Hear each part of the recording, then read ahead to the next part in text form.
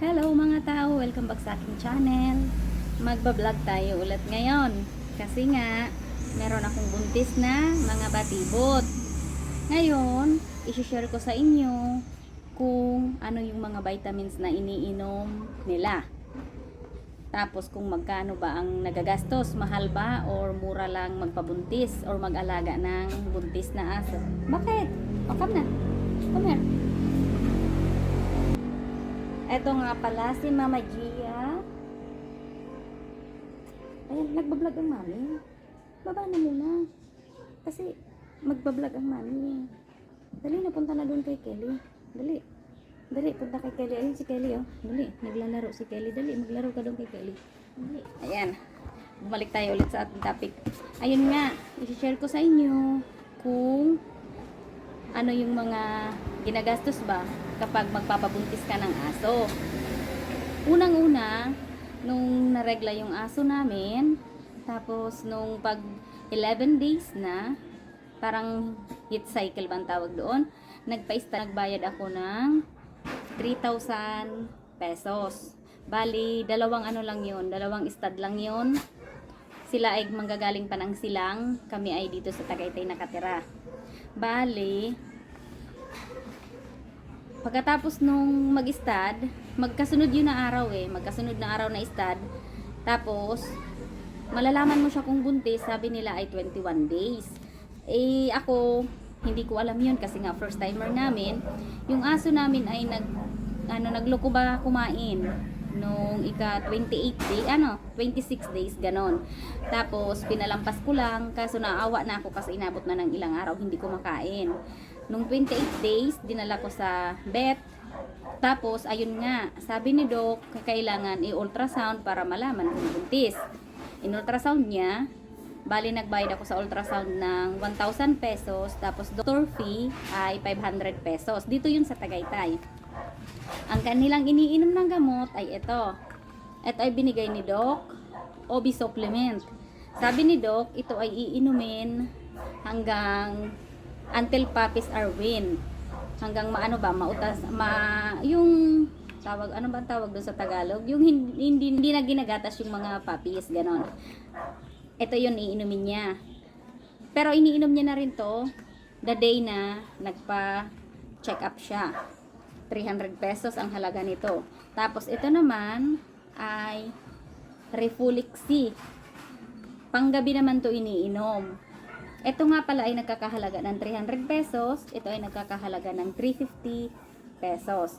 Ang sabi naman ni Doc, ito ay para sa pang-boost ng immune system ng mga aso habang sila ay buntis. Tsaka prevention daw to sa folate deficiency.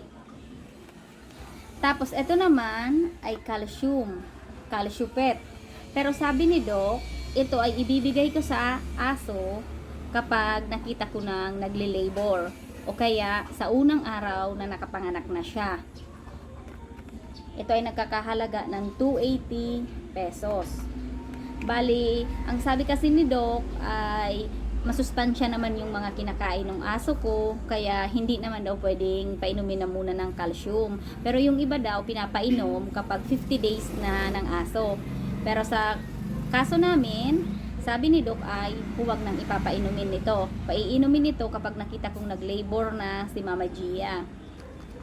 Tapos ang aking pinapakain sa aking mga aso ay IAMS puppy dog.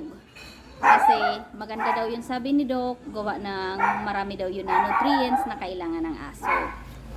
Eto, ayan. Ayan yung magagastos nyo kapag kayo ay magpapabuntis ng aso. Sa mga vitamins pa lang po. Ito naman po ay appetite booster, moringa flavor.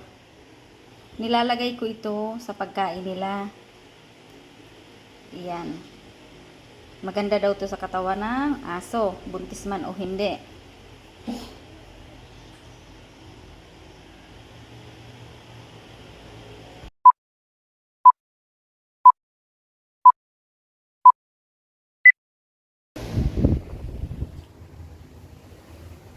Ang sarap ng tulog ng Ito nga pala si Kelly. Ayan, si Mama Kelly. At ito naman po si Mama Gia.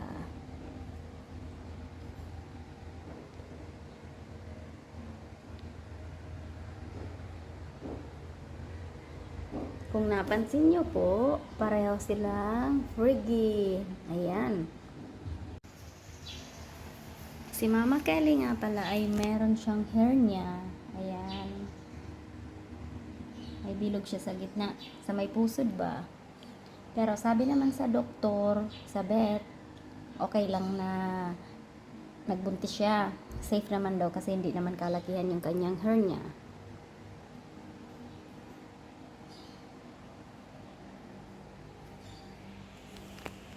Nakaganyan yan si Mama Gia. Pag sinabi ni Mami, titingnan ni Mami yung mga puppies niya, iaangat niya yung kanyang paa. Titingnan ni Mami yung mga puppies. Ayan, good girl. Inaangat niya kasi para mahipo ni Mami ng maayos. Diba?